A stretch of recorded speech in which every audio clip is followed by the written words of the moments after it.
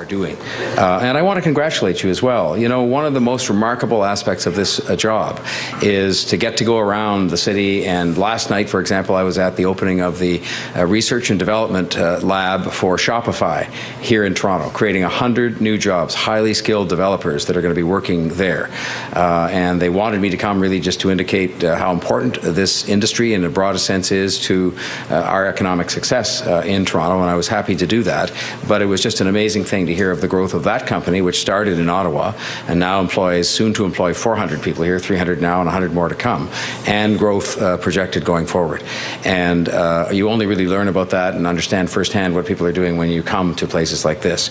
I do want to acknowledge the presence today, and I'm very glad for their support of my colleagues, Councillor Michael Thompson, who of course heads the Culture Committee, Councillor Paula Fletcher, who's the head of the Film, Television and Digital Board, and also to acknowledge that the Zabe Sheikh from our film office and Michelle Alasanak, who's helped us very much with the different efforts we've made to encourage the growth of this industry in Toronto, are also here today.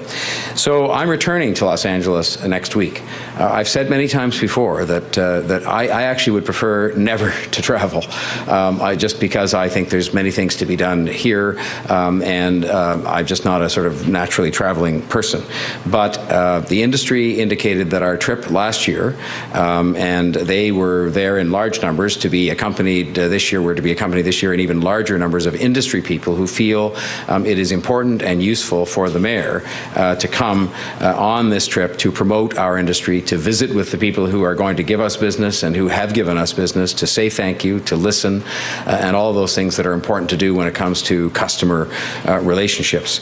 And they indicated to me last year, before we went and after we came back, that they wanted me to be the chief salesperson for the City of Toronto as its mayor, to help build and strengthen relationships there with the people who matter, who are the ones that in the end give out the business that Dennis and his colleagues and all the other companies here get from the production companies, who are by and large the studios, by and large based in Los Angeles. Last year was the first time that a mayor of Toronto had reached out to this industry and to the studios in particular in 7 years. And I can assure you, from having been in those meetings, I think we covered 11 or 13 studios in 2 days, that they were very happy to have the opportunity to tell us about things we could do to do an even better job. And we listened to them, because that's important to having them come back. And this is all about jobs.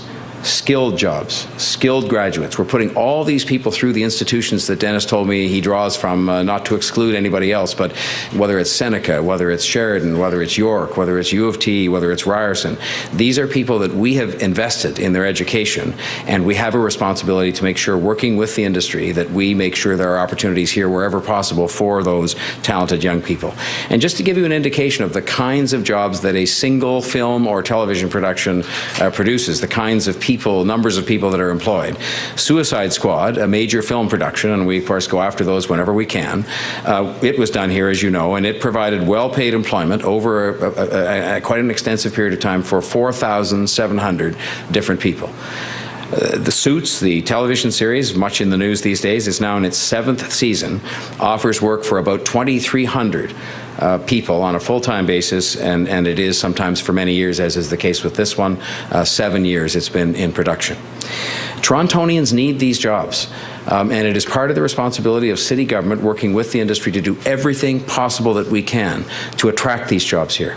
And make no mistake, there is huge competition. I just asked Dennis for the list of cities. I won't remember them all, but he said it was London was a principal competitor, Vancouver. Where else did you name, Dennis? Where? Australia, New Zealand.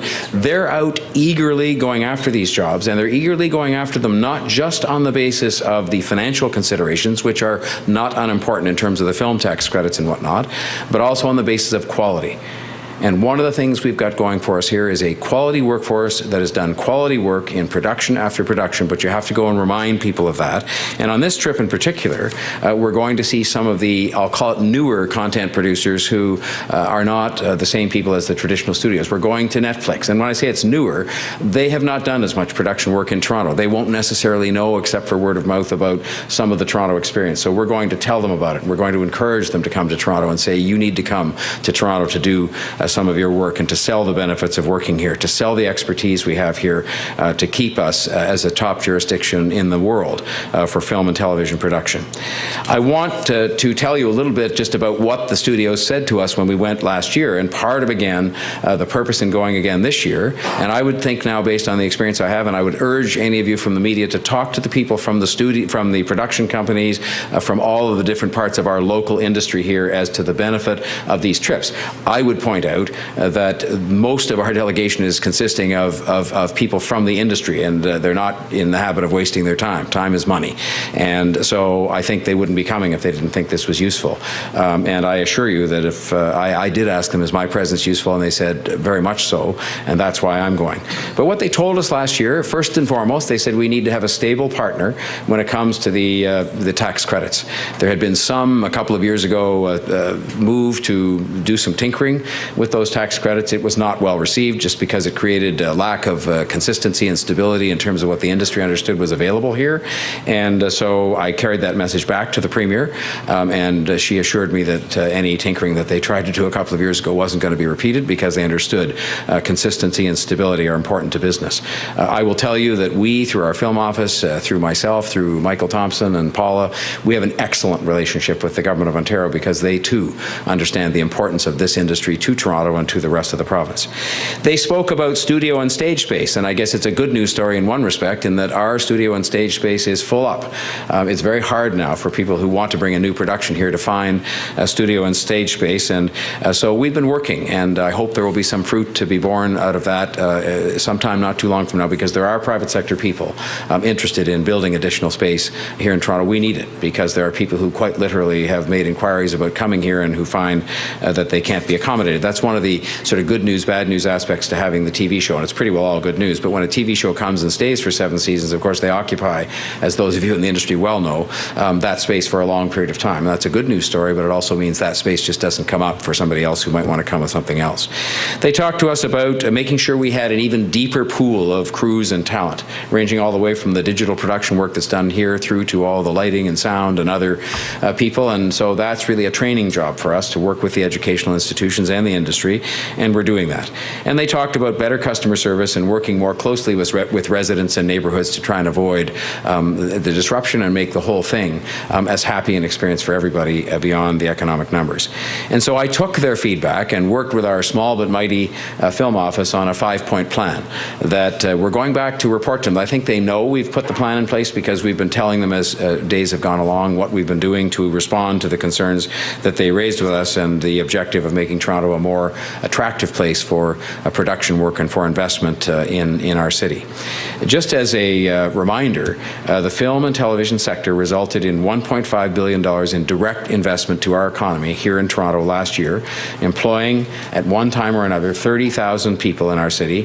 $800 million of that production work out of the, so about half, a little more than half, came from Los Angeles, from the very people that we have visited and will visit. And while we're having individual visits to some of these people that are more recently into production work and haven't done as much work in Toronto like Netflix, we're going to be having events that feature as well the people we visited last year to check back in with them and to report to them on our progress. Since last year's mission, highly anticipated productions like Star Trek Discovery, American Gods, Aaron Sorkin's directorial debut, Molly's Game, these have all started shooting across the city, and we're having, I'm pleased to say, another very busy year right now. And to borrow a phrase from Star Trek, I want to see the industry live long and prosper. And I made the point earlier on, this industry, we are engaged in fierce competition even within this country. Vancouver in particular, also Montreal, are forces to be reckoned with in terms of the competition for the work that we need to employ people in our city and to continue to have them employed. And if the work wasn't here, those very talented people would go where the work was.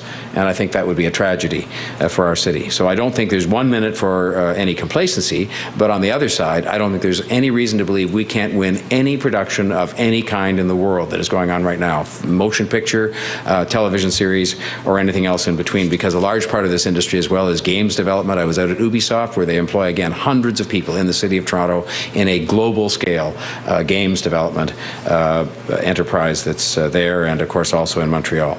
So I'm very optimistic that this mission, which is rich in industry leadership, top people from Toronto going there, the vast majority, of course, of the delegation, almost all of it aside from me, are industry people who are going to go to kind of sell their wares with my help. Let me be a sort of a front man for our city and for the industry, which I'm proud to do, and I think it is a crucial part of my job to do it for the 2 days that I will be present in Los Angeles this week. So I hope what we'll be able to say, and I say this with respect to all the trips that we undertake on behalf of the city, that you don't see the results immediately. You see them a little while later when people have had a chance to absorb the message, to ask some of their own questions, to have some further discussions with people like yourselves and in other industries, and that's when you see the benefits. But if you don't try and establish and nurture these relationships, those kinds of assignments are much less likely to come our way in the city of Toronto, and that means lost jobs, lost job opportunities, lost investment, and lost addition to the cachet of Toronto. Toronto is at a moment in time right now. You can see it from the number of write-ups we get, from the reputation that Toronto has developed over time. And I think it is incumbent upon us to take advantage of that and have people come here and move here and invest here and live here and work here. And I think that's an important part of the job we have. So on that note, I will thank you for your attention, and I think we're going to have questions. Do you feel the competition from the other big cities in Canada? Well, I don't feel it personally, but there's two things that bring it to my attention. Number one is, if you look at the numbers, and I'll be quite candid about this, the Vancouver numbers used to be well behind Toronto, and they've caught up, and some might even argue they're a tiny bit ahead of us. And in part that is owed to the fact that they're on the west coast of the continent, and it's a little more proximate to Hollywood. But that's no reason for us to sort of give up, because you know what? We've got the best people in the world here, the best people in North America, and I would argue, and one of the arguments I will make when I'm out there, is that it's well worth any geographic inconvenience or time zone difference to come to deal with the best people in the world and one of the best places in the world. I sent a little video along to Jessica Chastain recently because she was glowing as an artist about how great it is to perform and to produce here in Toronto. So I think it ranges all the way from the artists to everybody else involved in these productions. They say Toronto is first class, and I think you've got to go and make sure that people remember that, so that when they're looking at the competition. So it's the numbers you see, and it's the conversation you hear. And you know, they were very polite to us last year, but they made it very clear that we love Toronto. You've got great people. We need more of them. We need more stage space, but we also need you to keep your pencil sharp and to keep in front of us to make the case, because there are lots of other people doing it. Pittsburgh, Atlanta, you know the places, and we've got to keep at it. There is no reason for us to sit back and say we've got this licked. The production